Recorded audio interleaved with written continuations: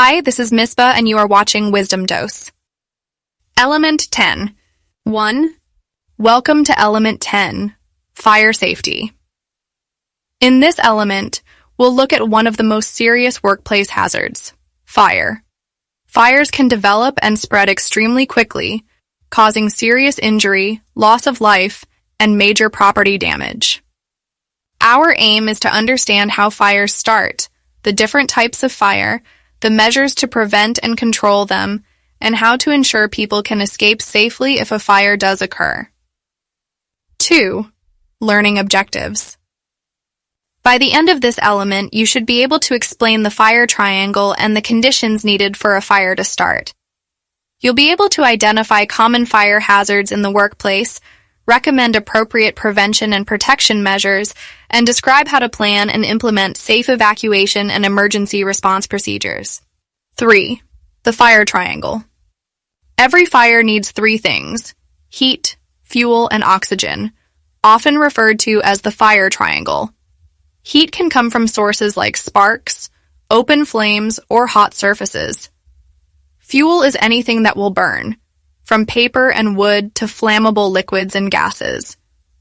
Oxygen is usually available from the air around us, but in some cases oxidizing chemicals can supply it. Remove any one of these 3 elements, and a fire cannot start or will go out. 4. Common workplace fire hazards. Common workplace fire hazards include flammable liquids such as solvents or fuels, and combustible solids like paper, cardboard, or wood. Electrical faults, overloaded circuits, and overheating equipment can also start fires.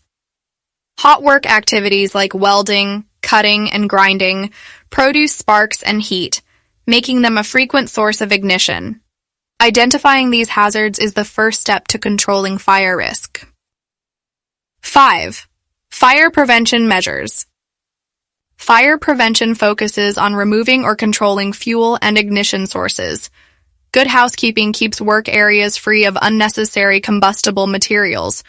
Store flammable liquids in approved containers away from heat sources. Maintain electrical systems to prevent faults. For hot work, use permits and ensure a safe distance from flammable materials, along with fire watch procedures during and after the job. 6. Fire protection measures. Fire protection measures limit the impact of a fire once it starts. Fire detection and alarm systems ensure people are alerted quickly. Suppression systems like sprinklers can control or extinguish fires automatically. Fire-resistant construction materials can slow the spread of flames and smoke, giving people more time to escape. 7. Means of escape. Safe escape routes are critical. They must be clearly marked with signs, unobstructed, and sufficient in number and width to allow all occupants to leave quickly. Emergency lighting should be installed so routes remain visible during power failure. Escape routes should lead directly to a safe place, away from the building. 8. Evacuation procedures. Evacuation procedures must be well planned and practiced. Fire drills help ensure everyone knows what to do and where to go. Assembly points should be in safe locations, and procedures must include a way to account for all occupants to ensure no one is left behind. Special arrangements should be in place for people with disabilities or other needs. 9. Fire extinguishers. Fire extinguishers are designed for specific fire types. Water is for Class A fires involving solids like wood or paper. Foam is for Class B flammable liquid fires. CO2 is often used for electrical fires and flammable liquids. Powder is versatile but can cause vision and breathing issues indoors.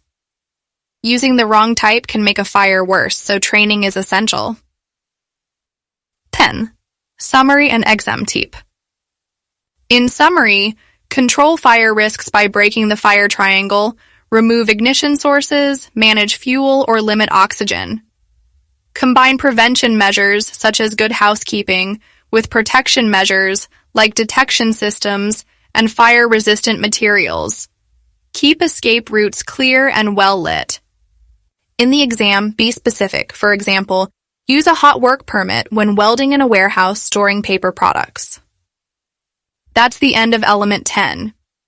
In Element 11, we'll look at electricity, understanding its hazards, safe systems of work, and how to protect people from electrical risks in the workplace.